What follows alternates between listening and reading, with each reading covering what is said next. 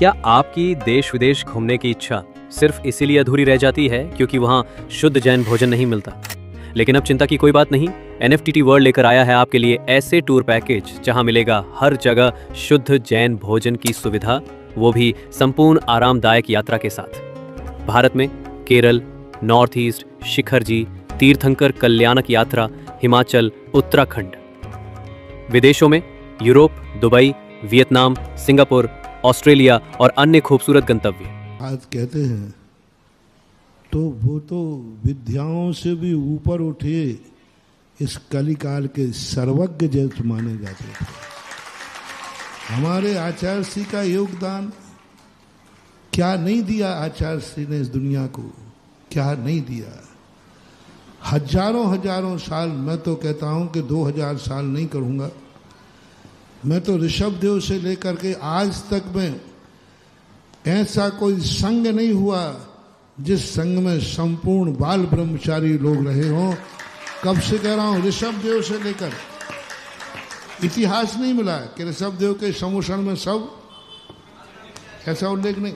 अजितनाथ के समूषण में बाल ब्रह्मचारी 5 बाल यति हुए, उनके समूषण में सभी बाल यति थे, ऐसा कोई उल्लेख नहीं है। राजा महाराजा तो थे सब, लेकिन अपने आचार्य महाराज पूज्य विद्यासागर महाराज ने इस पंचम काल में एक ऐसी भीतरागी छटा बुझाई, जो युवा पाप की तरफ, वैष्णव की तरफ दौड़ते थे, वे संयम की तरफ लेकर, पीछे लेकर के और अपने आत्म कल्याण कर रहे हैं। आज जो भी श्रमण संस्कृति दिख रही है, पूज्य गुरुदेव आचार्य विद्यासागर महाराज की देन है। चाहे हमारा संघ हो, चाहे अन्य संघ हो, जहां जहां बाल ब्रह्मचारी हैं, उन सब के प्रेरणा स्रोत पूज्य गुरुदेव संत शिरोमणि आचार्य विद्यासागर महाराज। किस क्षेत्र में उन्होंने क्या नहीं दिया? आज बुंदेलखंड की यदि हम बात करते हैं, आप राजस्थान के हैं तो राजस्थान को तो सब कुछ है ही। राजस्थान को तो उनके गुरु ने इतनी बड़ी शक्ति दी, इतना बड़ा शिष्य दिया। दूसरा, बुंदेलखंड के लिए, इस बुंदेलखंड सबसे ज्यादा बदनाम था, क्योंकि यहां से साधुओं को निकालना बहुत टेढ़ी खीर थे। साधु लोग आते थे, बुंदेलखंड में कोई महाराज नहीं खटाते थे, क्योंकि यहां का रूप ही अलग था। साधु बनना सबसे ज्यादा बदनाम था कि दुनिया के हर प्रांत में साधु बनते हैं, लेकिन बुंदेलखंड से। लेकिन आचार्य महाराज ने ऐसी खान की ओपनिंग की, ऐसी खान की ओपनिंग की कि जिंदगी भर वे भी रत्न निकालते रहे और अभी भी रत्न निकल रहे हैं उसी खान से। तो हमारे आचार्य महाराज सब तरफ योगदान, राष्ट्र के लिए योगदान, समाज के लिए योगदान, युवाओं के लिए योगदान, वृद्धों के लिए योगदान, राजनेताओं को योगदान। मैं तो योगदान सब सुनते ही हर योगदान में पूज्य गुरुदेव की छवि दिखती है कि सब कुछ उन्होंने। क्या थे वो? एक मसीहा थे। क्या थी उनकी? वो अध्यात्म के शिरोमणि थे, अध्यात्म के शिरोमणि थे, तो राष्ट्र के वे कलशारोहण थे।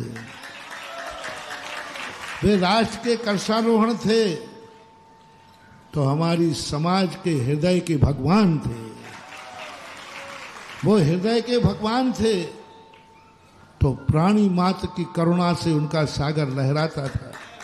प्राणी मात्र के भी आज भारत में सबसे पहले, पूज्य गुरुदेव के पहले गौशाला नगण्य थी। दिगंबर जैनियों में गौशाला के नाम की कोई चीज नहीं थी।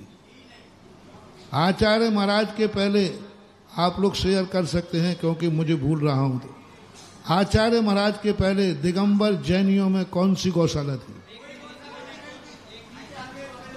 सीतापुर में थी, राजस्थान की। मैंने देखा, दिगंबरों में कोई गौशाला नाम की चीज नहीं थी। आज कम से कम 2-2.5 लाख पशु अपना जीवन यापन कर रहे हैं शांति के साथ। उसकी देन थी हमारे पूज्य आचार्य विद्यासागर महाराज की। आज गौशाला है, आज बच्चे बच्चियों के लिए देखो कितनी बड़ी प्रतिभा स्थली।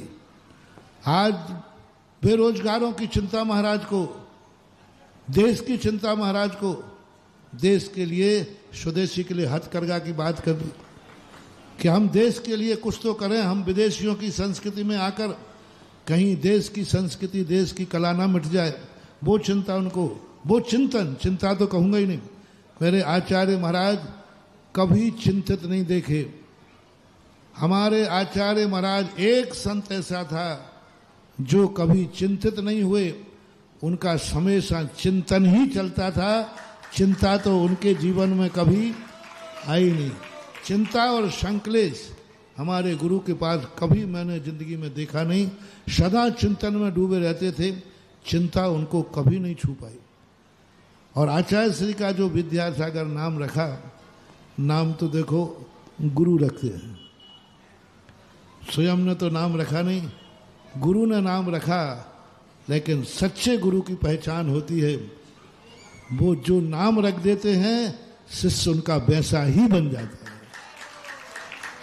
गुरु के हृदय से निकला हुआ नाम उसको इतना गुणवान बना देता है कि सारा जगत फिर यही कहता है, जैसा नाम वैसा काम, जैसा नाम। तो हमारे आचार्य महाराज को तो विद्या के समुंदर थे, साहित्य के शिरोमणि थे, मूक माटी जैसा महाकाव्य दिया। तो हमारे आचार्य जी का योगदान सारे जगत का कोई भुला ही नहीं सकता। हर व्यक्ति को याद करना ही पड़ेगा जो इस युग में आचार्य जी ने दिया, हमें और कहीं भी देखने को नहीं मिलता। मेरे शब्द कम पड़ सकते हैं, मेरी लिस्ट कम पड़ सकती है, लेकिन आचार्य जी ने जो दुनिया को दिया वो।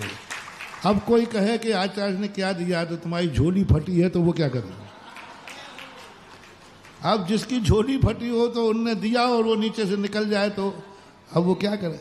उन्होंने तो भर भर लुटाया है, अब किसकी झोली में कितना रुक पाया है वो उसकी झोली के ऊपर है, ऐसा मेरा मन।